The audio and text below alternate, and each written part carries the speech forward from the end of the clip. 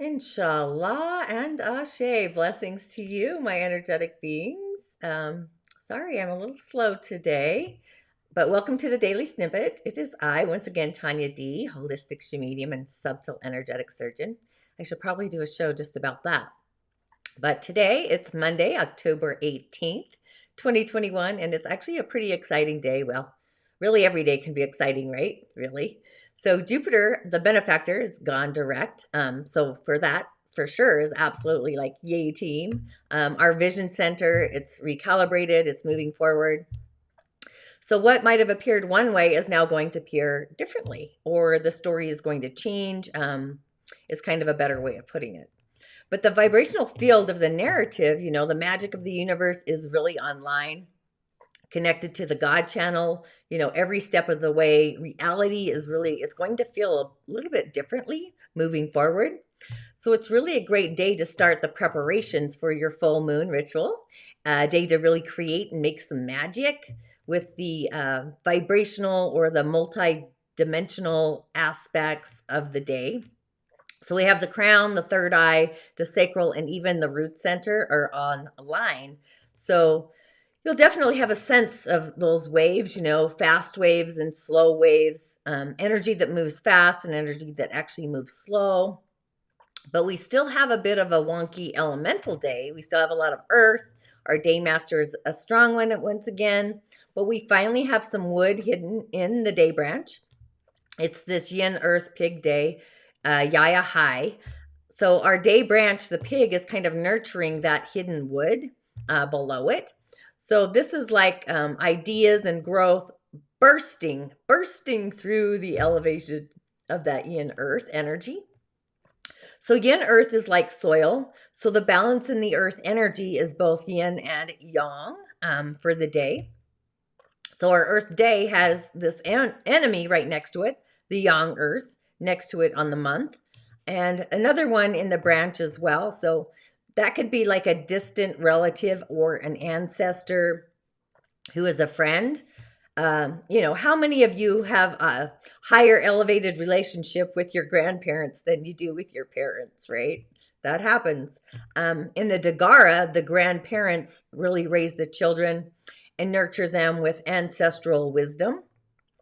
And life would probably be a bit easier if we had that philosophy as well. Easier on the parents, it's easier to work when your kiddos are in safe hands, the ancestors. And, but I kind of want to switch the paradigm, it's not an easy task really to, parent the parents even. So I'm going with the same element, wood, for an earth is an asset. Excuse me. So wood for earth is an ancestor or an asset or a grandparent on this day. So, it'd be a great day to read a history book, maybe get an elevated philosophical kind of approach. I love to read a few books about the same thing and see if they're in alignment or testing those waters. So as you feel a burst of fresh energy in your narrative, like some insight, you might also know what you can both love and trust at the same time. So it's like this new description of your personal or your self-relating zone. And it's a day to open up and receive the memo, an otherworldly spiritual memo, or getting that text message, getting that download. It's probably going to be highly mystical. Our intuition channel is open. Have you had some inner growth and a new kind of strength? One that you've actually never felt before, a feeling of a promotion of success with an offering of abundance of love and gratitude. There's nothing better than really being appreciated at work and being noticed. And, it's not always about the money. It's just being grateful of whoever you have, your employees. So it's just being appreciated and also thanked. So I'm going to be cascading out the energetic super bundle here soon as a gift, a digital virtual gift for people to give to people, basically a gift, giving a voucher. Did anyone actually have any awesome dream insights? I actually had a pretty otherworldly dream. My friend Alan, he crossed the Rainbow Bridge, but I had his American Express card for years, like over 10 years. He gave me a new one every time they expired, but he would always say it was mine. But when he crossed the Rainbow Bridge, his sons took it away from me or took it back. And I really wanted to keep it. I wanted to keep it on my altar that I had actually created for him. But anyway, I had his American Express in my dream vision this morning, but it was a different color. But I knew it was his Amex, and I had used it. It was in my wallet. So I kind of panicked, and I was like, oh no, his son's going to call me, you know, saying it's against the law, I stole money, all that gibberish, going down the rabbit hole. But the card, his American Express, had in the center kind of punctured hole in the shape of a square. And I was like, how did this get back in my wallet? You know, I haven't seen them. I haven't heard from them, nothing. And also, you know, on a side note, we actually called this card my health insurance card. So I was at an appointment in my dream vision and for something, and I had used this card. That's when it kind of came out. So we will see. I did ask if I could have it back to put on my altar. So with that, you know, you might have received some spiritual memo from the etheric highway. That was the whole point of my dream story. But I'm sure it's going to be some kind of important information for you, spiritually, otherworldly communication. So just opening up naturally to our subconscious, our intuition, our psychic energy, our higher self, our Sira. We definitely have this spiritual reception or receptivity. It's in action. The center is open. So if you want to take this opportunity to another level, do a ritual, do an offering, something that really brings you to a place of a higher connection. Sit by a tree, sit by the tree at the base, by the trunk, or by a creek, a river, and tune into the frequency or in the flow of the water. You could also chant and meditate. Really, you know, it's any spiritual tool that you yourself utilize to get you in your own personal spiritual zone, you know, and take it up a notch, add a little flavor. Myself, I might be starting a fire and keep it going until the day after the full moon actually launches. But once you have this connection to the realm of your ancestors, like you're in the container, the realm of spirit, the clarity of the messages, it's really like putting the puzzle pieces together. The pieces just start dominoing in, if you will, just coming in. So if you want to take it even a bit further, you could even set an intention to collaborate with those relationships. It could be a specific relationship if you wanted, a relationship in your career, marriage, children, love, even yourself, truly, honestly. Even somebody in the other world, my friend Alan obviously wants to talk to me. But once the corridor is open, you might get the memo or the insight. It's like a spiritual acumen about your life today. Even spiritual cycles, they have beginnings, they have endings. Yours might be flipping a switch, and you might even get that aha moment, that spiritual lesson or a test that it's over as well. But you might also see a story of yourself in somebody else's life outside of you. This happens for me all the time. It's like I recognize the story, the teacher and the healer. So be kind and be compassionate, you know, inside and out, really. In any aspect of your story, it kind of might push against the threading or come up as a force of adversity. So it's a day to forgive your wholeheartedness, your wholeheartedly, yourself and also others, all the mistakes or the appearance of a mistake even. There really is no such thing as a mistake in the conscious river streams. You know, God universe doesn't usually do the punishing. We kind of do that to ourselves. Sometimes I think we're our own worst enemy, but we become masters at it as well. So we have to shift the story, right? And our guides, you know, when we do this, our guides are like, come on. They're shaking their heads. They're pondering to themselves. They're just like, oh, please help me. Why did I take this human on? No, just kidding. But today's a great day to take meditation to the spiritual corridor today, utilizing your intuitive gifts, communication with your ancestors, go to your altar, do all the good, juicy stuff. And take my Change Your Stars quiz if you're unsure of what your gifts are. And look through the eyes of God today for the choices that you have that are really in line with your highest elevated juiciness of your highest good of your story, like your soul's story. Be compassionate to yourself, you know, yesterday's card, and take it up a notch throughout your entire day. just by tapping into our intuition. Sometimes I get literally a physical tap. It really feels like that. And as you do this, just make sure that what thread you're on is in alignment with your heart channel and your spiritual values. They're also in integrity with your spirit. And to go ahead and answer your question, yes, I'm going to be at work today, just not yet. I have a studio where I do my sessions as well. So being in integrity with spirit, if the feeling you get is off a bit, you really want to take your spidey senses and investigate it a deep further. Just go deeper with your intuition. Go another level. Take it another notch. Look into your future intentions, the long term in your creation station.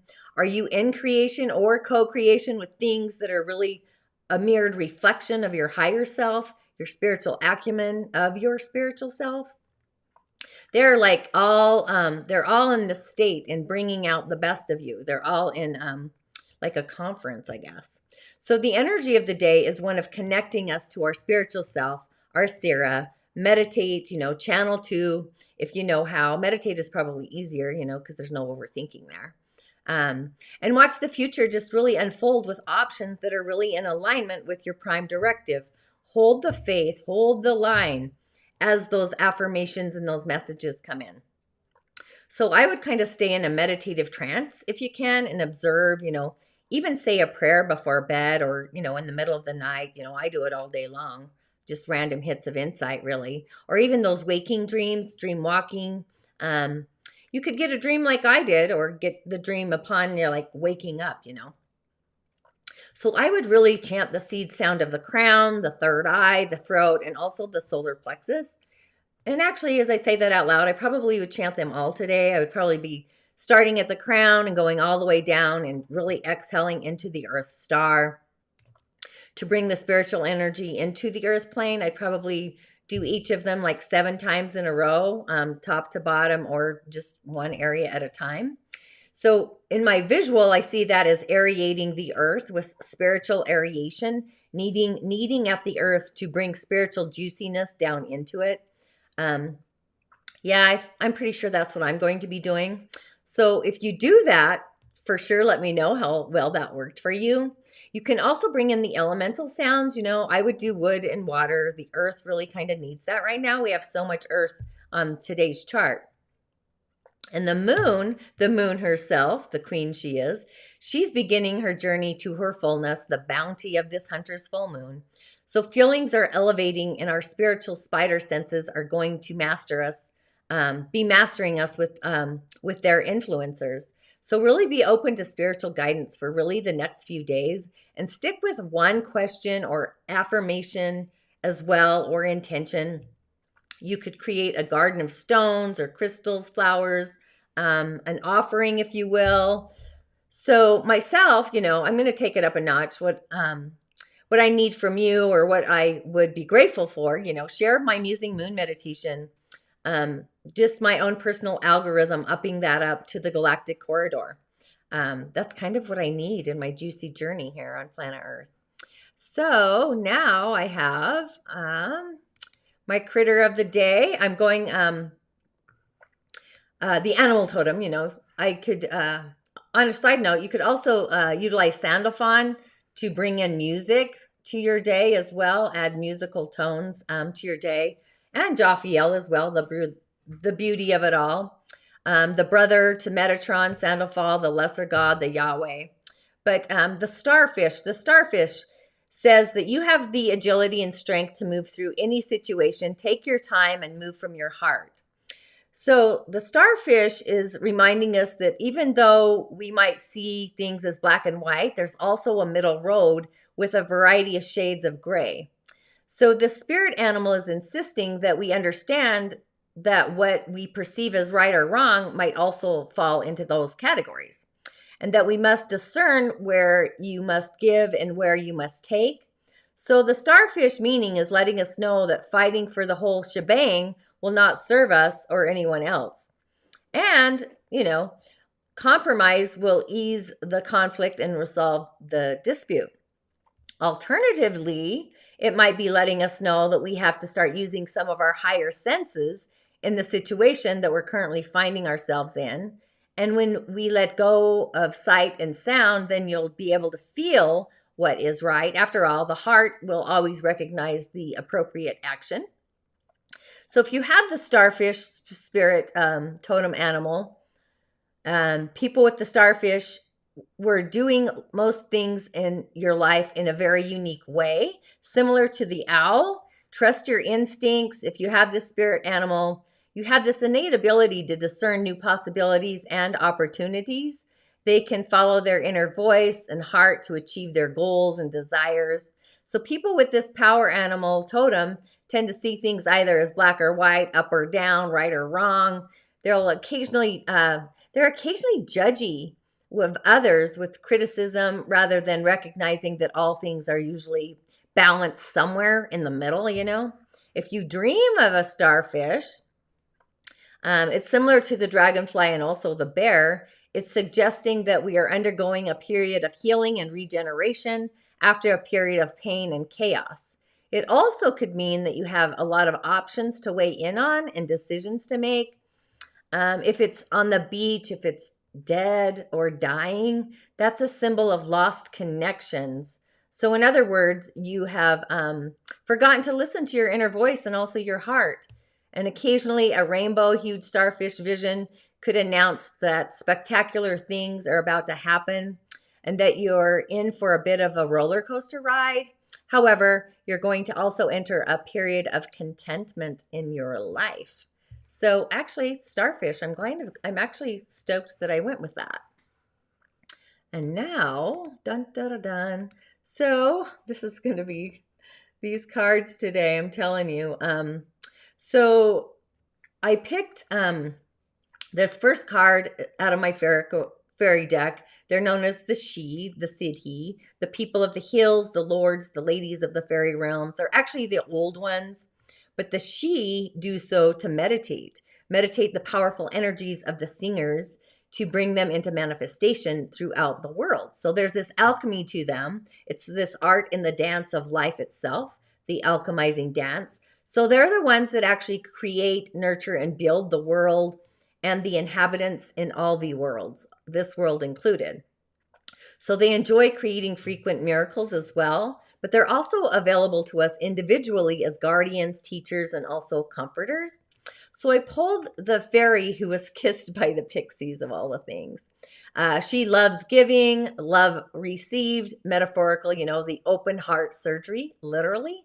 So pixie kisses, they're not like chocolate, like the well-known Hershey kisses. But the pixies claimed that they are a whole lot sweeter and don't do anything dreadful to our teeth. However, if the pixies have been munching fairy chocolate, some pixie kisses give people freckles, and I have a bunch of them, so I kind of muse about that a little bit. But the pixies say that there cannot be too much kissing, which is awesome. And a fairy kiss is this blessing. It's a blessing indeed. So really pay attention when you feel a fairy touch your arm, your cheek, or even your lips. So pixie kisses, in fact, all fairy kisses really actually are to be noticed and also to be savored. So if you do notice, you know, you're going to find that you're smiling without meaning. You know, you're just smiling. You're in the juice of it. You feel this surge of warmth swell in your heart. So this here, her name is Morna, this little fairy. She's like the queen of love, the essence of love. All kinds of love, brotherly, sisterly, your parents, friendly, unconditional, or even conditional, either or both or all of it. And she tells us it takes perfect people to have perfect love. But we, imperfect as we all are, might have many loves. So each one perfect for who we are and for what we need now in the moment. So these loves might not feel perfect and they might not look perfect from the outside, but they fit who we are in the moment, in the now. And if we don't like them, then we need to change ourselves. So that's a different kind of perfection that could fit us. So here we see Morna and her role as a heart surgeon, using the power of love to assist us to open our hearts when we have closed them out of fear. So helping us to expand and become more of what we have the potential to be. And yes, it's true. Having an open heart, being willing to love and be loved, you know, that's totally makes us vulnerable to both loss and grief. I go through that with Sir Didymus. I know he's like at the cascading part, and I love him so much, right? But Morna, she's assuring us, and I believe her, that once our heart is truly and fully open, even the deepest grief becomes like bittersweet, similar to dark chocolate. There's no pain that's not balanced by the greater joy of love, the auspiciousness. And the feeling of giving love is what makes us feel good. What keeps us from enjoying it fully is our desire to own others and have them constantly prove our importance to them. So really, such proof is really impossible. However, this kind of conditional and self-limited love is part of how we learn about the real essence of love.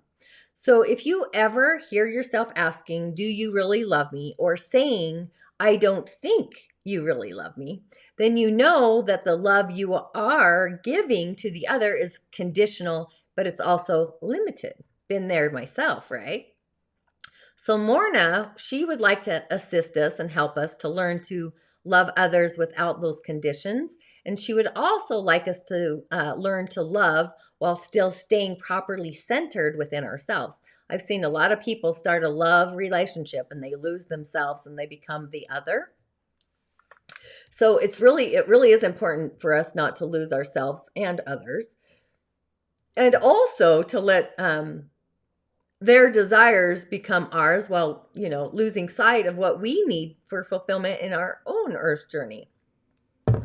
So in the long run, or even in the not so long run, it never works out. We only think we know what others want and need, and sooner or later we get it disastrously wrong, usually by thinking we know what they do need. It's a process, right? But we're all learning about love, and in the process of learning, we all act as teachers for each other. And even Ram Dass, the karma of relationship is the hardest karma there is. I believe it. I think it's true. No matter what the relationship is, but for all of that, love truly is the purest sense. It's the fast track to self-realization and also enlightenment, the oneness field. But the wild thing at the bottom of this picture is filled with bliss, and as he's longing to cuddle its way to enlightenment. He appears like this upside down, because the card's reversed, a lion, but yet I can see another face in the upside down cards. That's the fairy. And just remember that everything and everyone in the fairy realm, it glows with its own light. So do we. And much of that light is the glow of love, and remembering that that's just as important to opening our hearts more widely to giving and receiving of love. That evokes this will-kissed fairy within us. But I pulled this card reverse, so, it's saying that we're blocking love. Obviously, we refuse to give or receive it as well. And an interesting thing here is that love is an energy. It's an aspect of life. It's this life force, and it flows through us whether we admit it or not. Unhappy souls who refuse to acknowledge it still have it within them. It's ignored. It's even denied.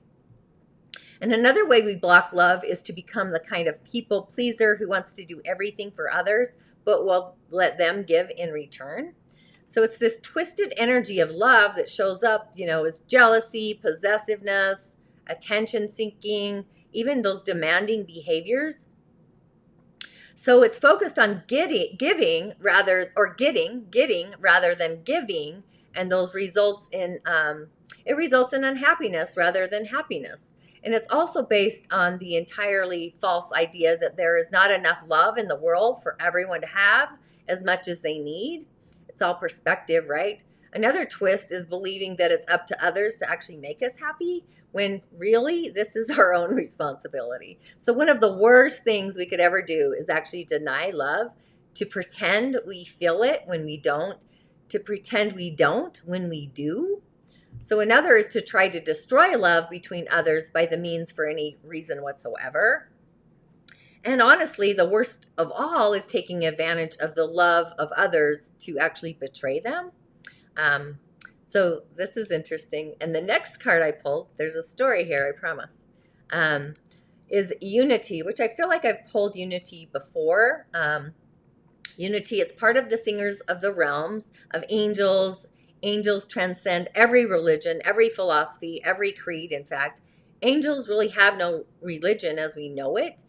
Their existence Their existence precedes every religious system that's actually ever existed on Earth. So these are the great ones who, their wingspan, they span the multiverse in all dimensions and all realms.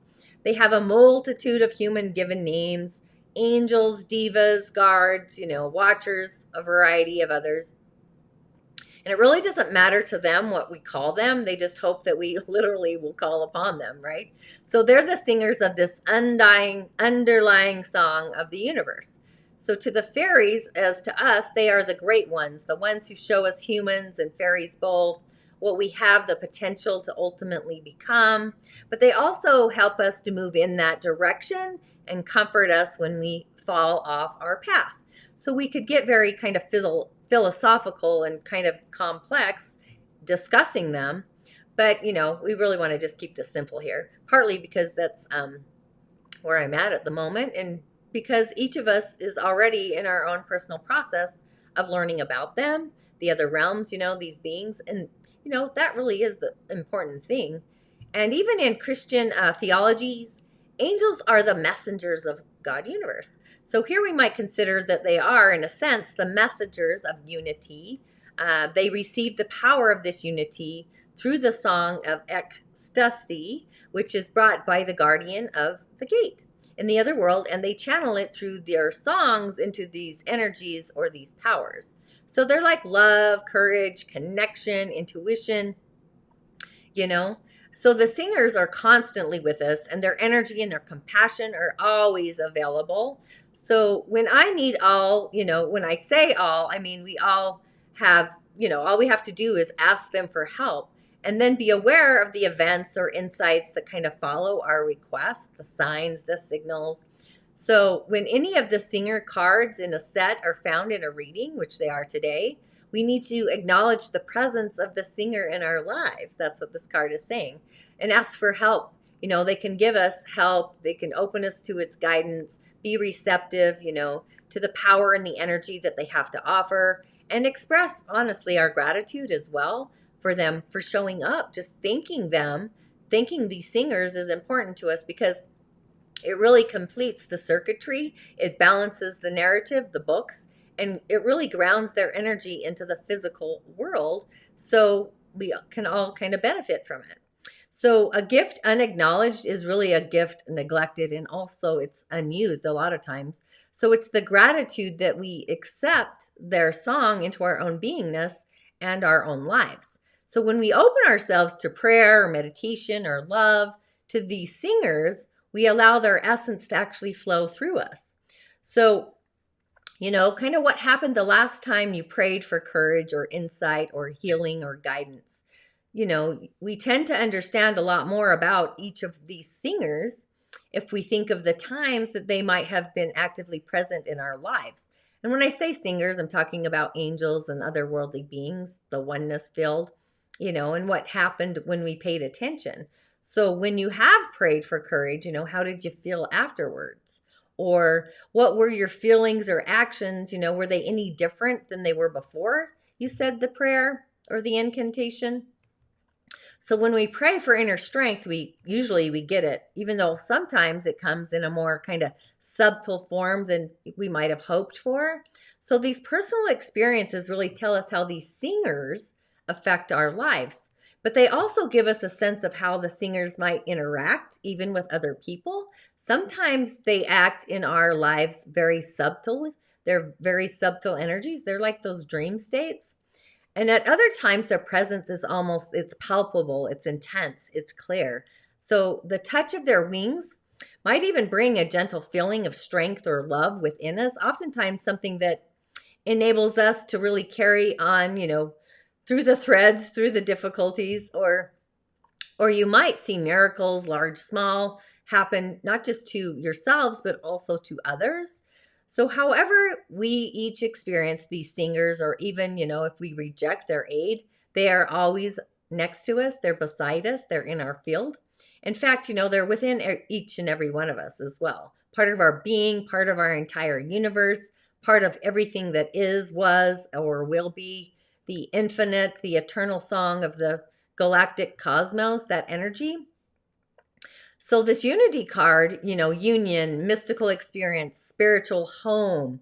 So unity comes first and it also comes last. It's in between where we have this illusion of duality where we all believe in, for a very long time, we all believe, right? We have this belief. So this duality is ultimately shown as an illusion, but also an illusion through which we all get to pass through. And then when we pass through, we learn and grow, and then we get a return once again to unity. So you might have had a mystical experience or had experiences where you have had true union with other beings or even with the unity, the one who is all, the oneness field.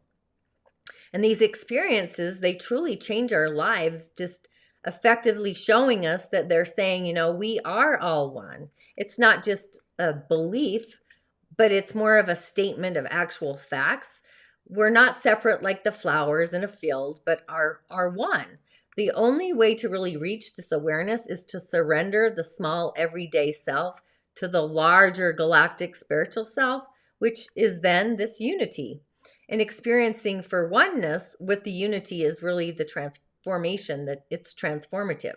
So looking at this card, all the power is really, it's focused in all of these vast energies, a variety of energies. It's as if all the power is looking for a place to really happen.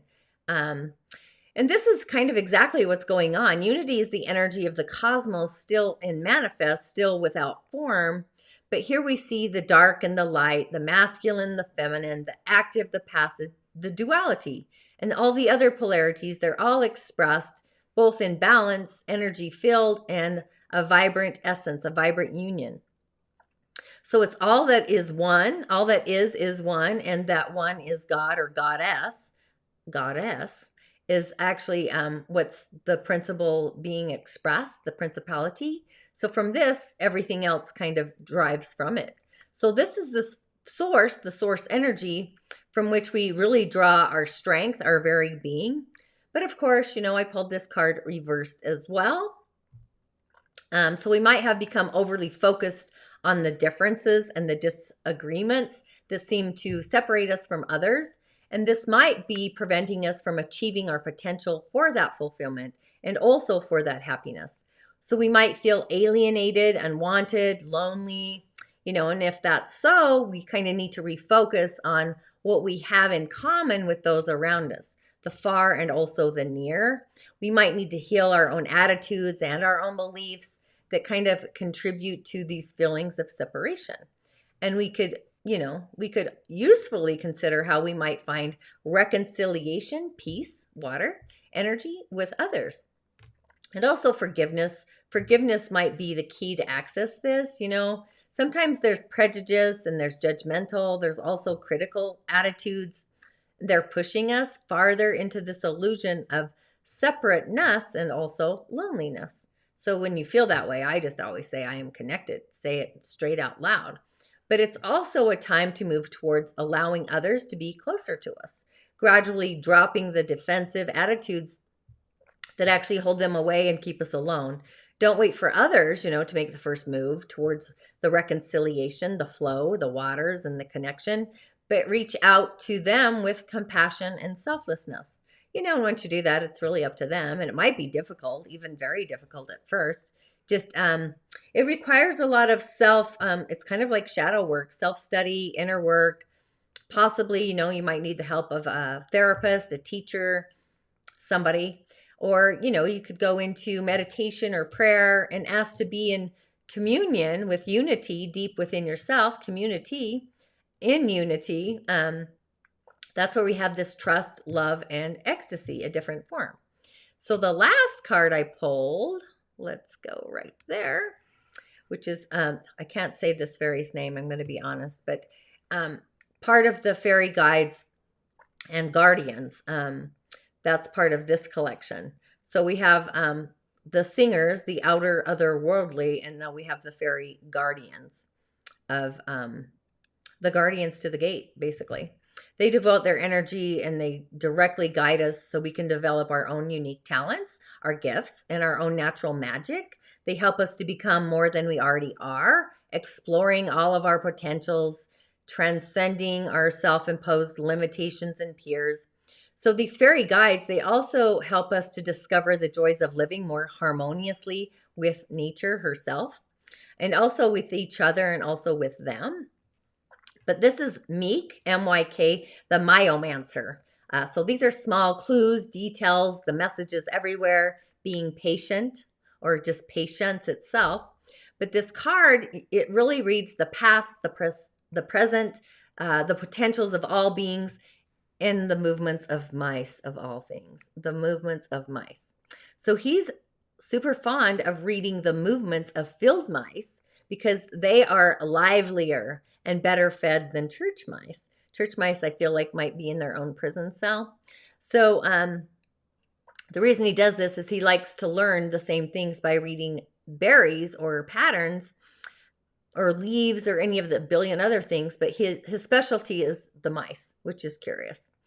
Mice are interesting, right? I think of Templeton every time I think of mice. Templeton and, oh gosh, Charlotte's Web.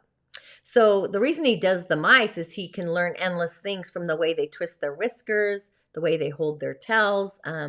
He sees hidden information in the patterns of growth and the different colors of their fur, the way the wind kind of rumples their fur and how they clean themselves. So in little things, baby steps, that can tell us a lot if, we're willing to open up that door. So everything has a message about the universe around us. And studying all the little fine details sometimes enables us to deduce the whole, going down the rabbit hole. But the entire universe is one piece, and each fragment of that one unity reflects and it's connected to all of the others. So a famous philosopher, Anonymous, once said that lifting of a finger disturbs the farthest star. So this fairy says, Meek, it works the other way around as well. So he advises us to make a slow and observational study of the little things. There are even smaller details in the world around us. He says that its study not only helps enhance our underlying or understanding of life and unity and everything, but it also assists us to develop a more joyful patience and a deeper thread in the philosophy, the ancestral realm. But again, I pulled this card reversed. So possibly we are ignoring information that's readily available to us because we think the source is not important enough to pay attention to it. Or perhaps we're seeing the messages and denying the validity of them because we don't like the message. Those are kind of human things that we often do. But on the other hand, we might need to realize that while everything has a meaning, that all meanings are worth worrying about. Sometimes it's important to keep the broader picture in the mind and avoid getting lost in all the nitty-gritty, all the details. So if we feel confused by too many details, we really can't see the storm through the raindrops or the raindrops through the storms. So if we can try to back up and look at the overall goals, the big picture, the whole situation, the events, that's kind of the message of this card. So with today's energy, I would say meditation, connection, being self-compassionate, forgiveness, paying attention to your intuition, the guardians of the galaxy, if you will, unity, this little guy, and even the first little card I pulled, the fairy kisses, get kissed by a fairy. Absolutely. I could do that. Meditation to say would be like, I am in alignment with my intuition, loving my oneness and my connection to it all. Just be kind of observant in your observation station and kind of tune into the messages as you get downloads or they come in through or you see a sign, whatever that looks like for you. And with all that, thank you for showing up. I know I was late today, but as always, blessings, and I will see you on the other side. InShalla, Ashe.